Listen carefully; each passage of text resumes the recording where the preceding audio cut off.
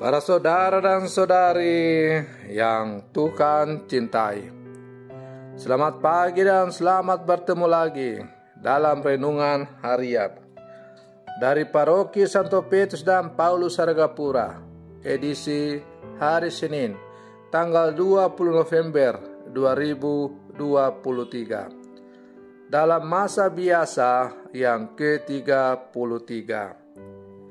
Mengawali hari yang baru ini, kita hendak mendengar dan merenungkan sabda Tuhan. Marilah sebelum kita mendengar dan merenungkan sabda Tuhan, kita berdoa. Dalam nama Bapa dan Putra dan Roh Kudus. Amin. Allah Bapa kami yang Maha Rahim, ampunilah kami dan perkenankanlah kami memandang Engkau dalam diri Yesus Putra Daud. Semoga kami dapat mengimani sabdanya. Bersabdalah ya Tuhan, kami siap mendengarkan.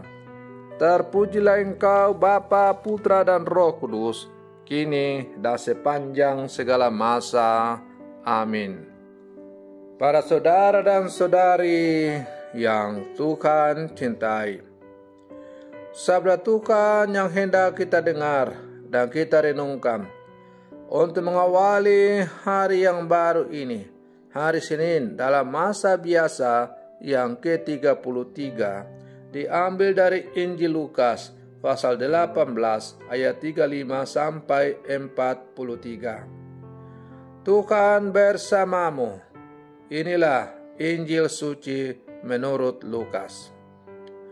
Ketika Yesus hampir tiba di Yeriko, ada seorang buta duduk di pinggir jalan dan mengemis. Karena mendengar orang banyak lewat, ia bertanya, "Ada apa itu?" Kata orang kepadanya, "Yesus orang Nazaret sedang lewat."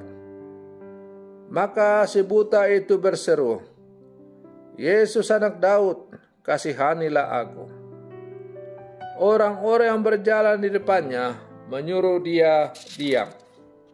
Tetapi semakin kuat ia berseru, "Yesus anak Daud, kasihanilah aku." Maka Yesus pun berhenti dan menyuruh orang mengantar dia kepadanya. Ketika si buta itu sudah dekat, Yesus bertanya kepadanya, "Apa yang kau inginkan kuperbuat bagimu?" Jawab orang itu, "Tuhan, semoga aku melihat." Maka Yesus berkata, "Melihatlah, imanmu telah menyelamatkan engkau." Pada saat itu juga ia melihat, lalu mengikuti Yesus sambil memuliakan Allah. Seluruh rakyat menyaksikan peristiwa itu dan memuji-muji Allah. Demikianlah sabda Tuhan.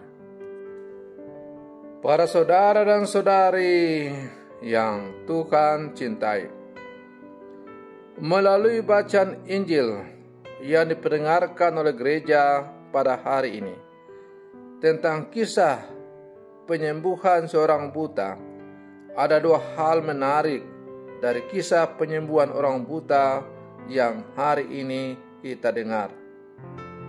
Di tengah hiruk pikuk dan banyaknya orang lalu lalang, orang buta itu mendengarkan hal yang berbeda.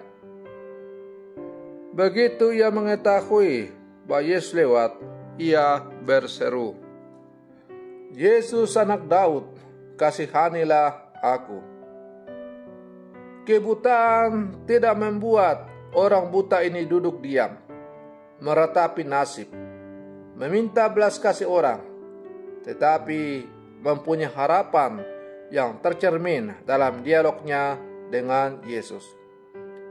Ketika Yesus bertanya kepadanya, "Apa yang engkau ingin aku perbuat bagimu?" Maka ia menjawab, "Tuhan, supaya aku dapat melihat." Ia tidak meminta kekayaan, tetapi kesembuhan, hal yang sangat ia rindukan. Para saudara dan saudari yang Tuhan cintai, demikian pula halnya dengan kita. Situasi buta rohani, ketidakberdayaan, atau sakit tidak boleh membuat kita duduk diam dan meratap, tetapi belajar untuk melakukan sesuatu dengan apa yang ada untuk menjumpai Tuhan.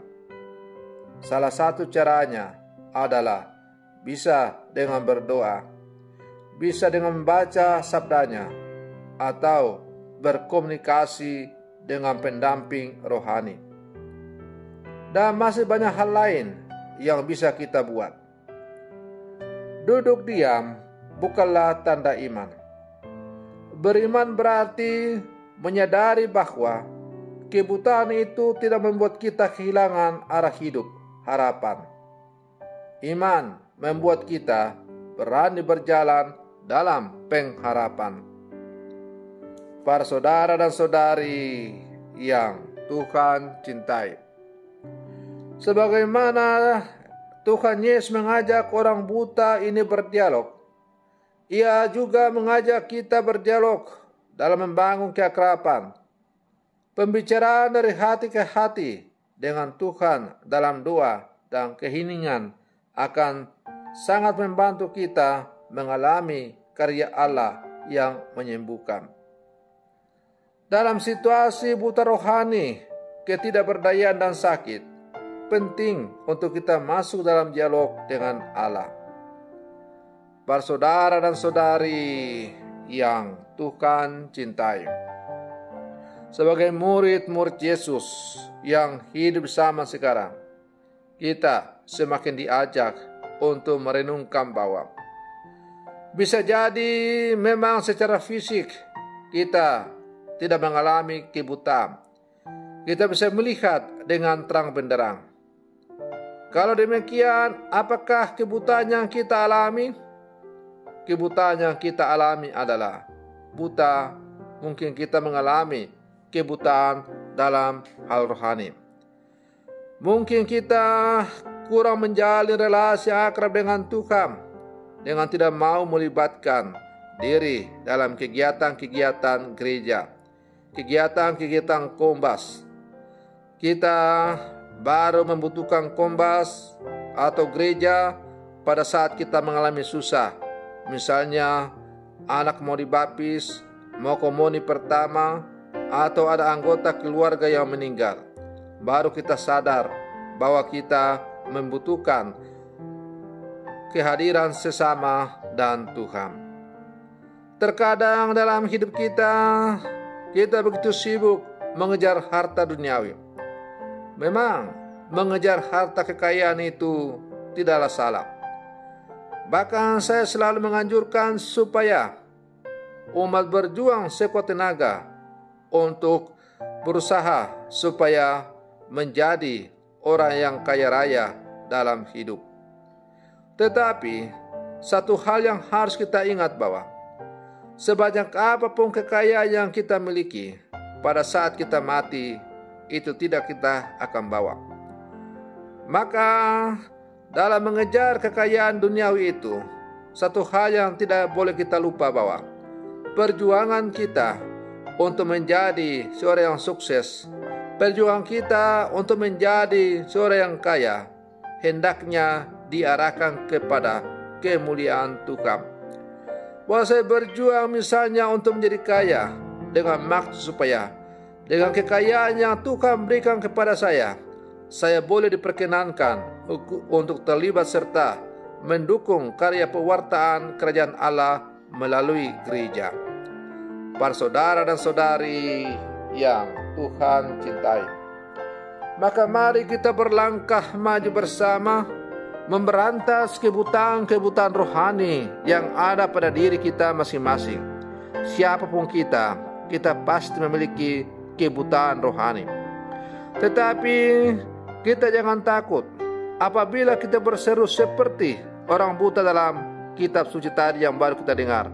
Tuhan, kasihanilah aku, orang berdosa ini. Maka yakin dan percaya bahwa Tuhan akan menyembuhkan kita dari kebutaan-kebutaan rohani yang kita alami. Dan pada akhirnya kita akan semakin dimampukan untuk melihat betapa dalamnya cinta dan kasih Tuhan kepada kita. Para saudara dan saudari yang Tuhan cintai, semoga permenungan saya untuk mengawali hari yang baru ini semakin menghantar kita menjadi orang-orang Katolik, murid-murid Yesus yang sejati di zaman sekarang. Selamat pagi, Tuhan Yesus memberkati.